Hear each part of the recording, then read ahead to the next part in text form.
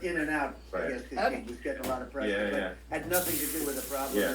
But he Don't was the answer border the door. guard, and people Yeah, yeah. can't allow them to get away with their disinformation campaign. Now she's trying to say that So I did see a she flea wasn't, on his eye. she He was wasn't right really here making a involved. little And home. the whole thing is horrible.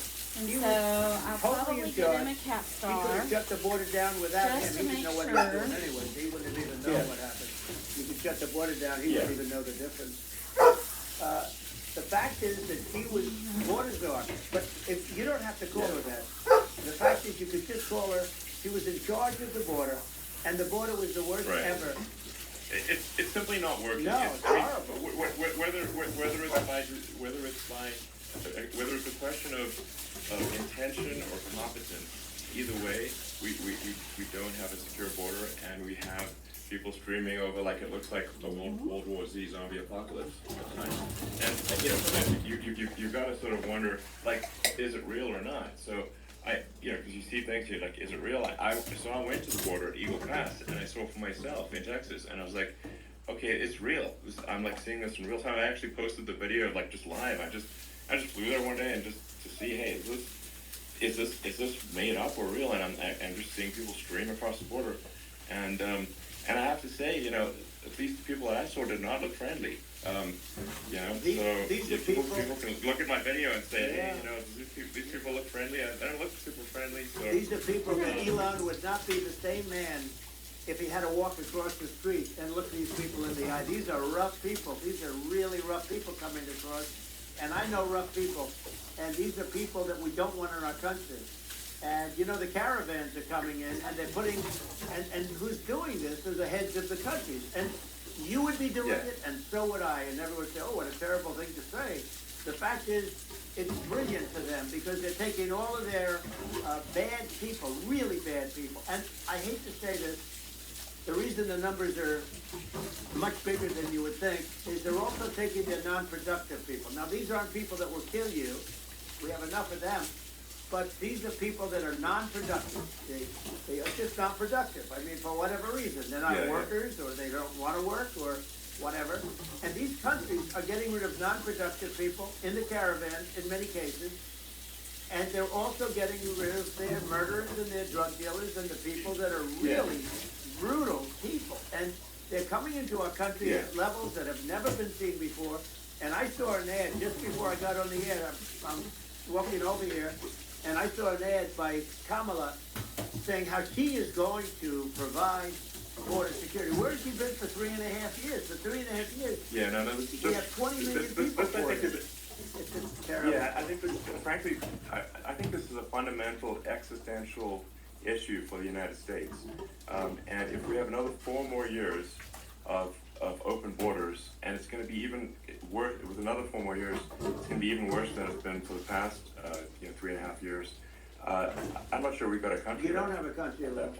Elon, if Now let- they get in, you will have 50 to 60 Take it, million take it. people from all over the world, not South America Get only. bone. We think of South Get bone. America, we think of Honduras and El Salvador, Guatemala, and Mexico, the 4. But it's not that. It's everywhere. They're coming in from Yeah, it's- everywhere. And I had to stay in Mexico. Yeah, I think this is a super important point. Like people, it's like basically when I went down there, I was like, well, where are you from? It's like almost no one was from Mexico. No, to be clear. Mexico left. It's just the border. It's just the border with Mexico. But the people coming in, it's Earth, the rest of Earth. And America is only about 4 or 5% of the population of Earth. It would only take a few percent of the rest of Earth to overwhelm everything. In the We're US. already So- overwhelmed, Ron. We're overwhelmed. You had to see the news tonight about New York, and I love that place, and what they're doing to it is horrible. What they're doing to it, and all the courts do is they try and focus on Trump. Okay, then let's focus on Trump.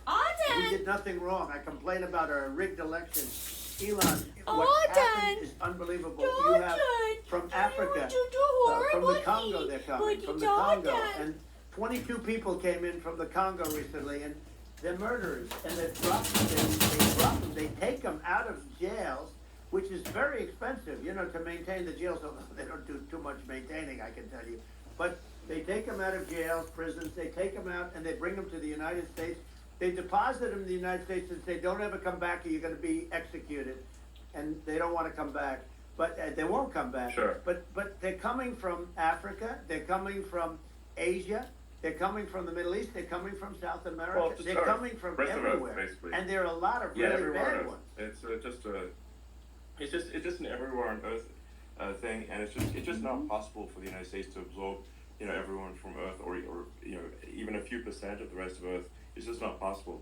So, Well, Elon, we're gonna have, to finish this up, we're gonna have the largest deportation in history of this country, and we have no choice. Otherwise, we're gonna have a country, what they've done to our country.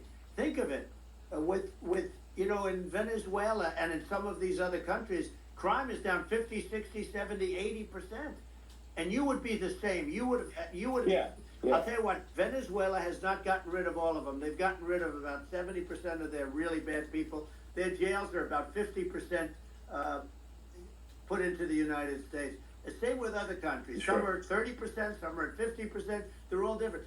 But the bottom line is they're all going to be at 100%. Why wouldn't you put 100% of it? Yeah. And they're doing it right now while this third-rate phony candidate.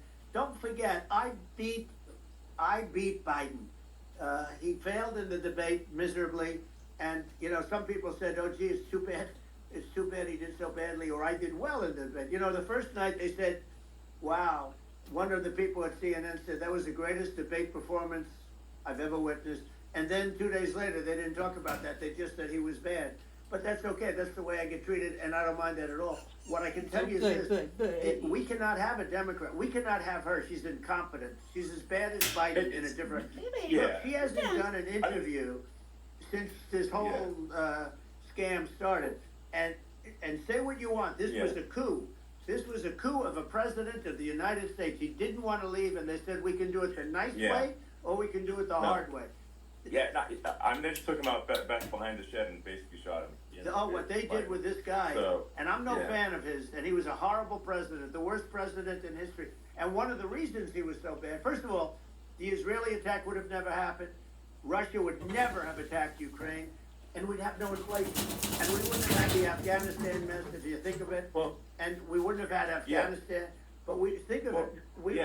You take a few of those events away, and we have a different world. We would also have inflation was caused by oil.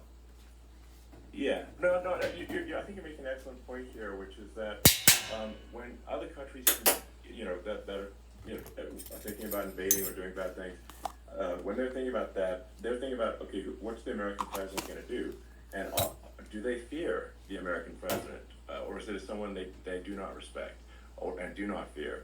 And I think they would. I see him pretty often. I mean, look at the footage of the assassination. They're like, okay, President Trump is like, don't mess with me. I mean, that's like, whereas I think people are not going to be, and they obviously have not been at all intimidated by Biden, and they certainly will not be intimidated by Kamala. And you have to really think about it in the context of global security. That if the American president is someone that, like, evil dictators are scared of, that makes a huge difference to the security of the world. So I had a good relationship with Putin, despite the Russia hoax that lasted for over 2 years. Just a hoax created by Hillary Clinton and Adam Schiff, some just bad people, just sick people. Frankly, I mean, Schiff is a sick person. He's going to end up probably being a senator. It's hard to believe. The whole thing is hard to believe. But they put our country in danger with that stuff too. When they make up stories, and you have to fight your way out of it for a long time. But I know Putin very well. I got along with him very well. He respected me, and it's just one of those things. And we would talk a lot about Ukraine. It was the apple of his eyes. But I said, don't ever do it. Don't ever do it. I shut down Nord Stream 2. That was the big oil pipeline, the biggest pipeline in the world going all over Europe. I shut it down. Biden came, and then they say, I loved Russia. I was a friend of Putin, and I loved Russia. No. He actually said to me one time, he said, if you're my friend, I'd hate to see you as an enemy. I shut down his pipeline. The biggest pipeline, they were looking at that for fun, and this pathetic president gets in there And the first thing he did, one of the early things he did is he shut down Keystone XL pipeline, which is our pipeline, that would have employed 48,000 people, pipeline workers. Shuts it down. That was, a massive job that Obama refused to allow. Yeah. I allowed it in my first week because it was jobs and it moved to oil. And by the way, in a much more environmentally friendly way. It's underground. It's not a truck that catches on fire or a train that catches on fire. But think of it. He shut down the XL pipeline, the Keystone XL pipeline. Yeah. He shuts that down, and he approves the Russian pipeline. Yeah, it doesn't make Right? sense. It's inconsistent. Certainly, but I mean, I think it's just worth emphasizing, to listeners, the immense importance of whether the United States president is intimidating or not intimidating, and how much that matters to global security. Because there's some real tough characters out there, and if they don't think the American president is tough, they will do what they want to do. I know every one of and them. that puts off it puts off the whole world in danger. Elon, I know every one of them, and I know them well. I know Putin, Yeah. I know President Xi, I know Kim Jong-un of North Korea, I know every one of them. Aspen And is let me tell next. you, I'll stop and people say, start. "Oh,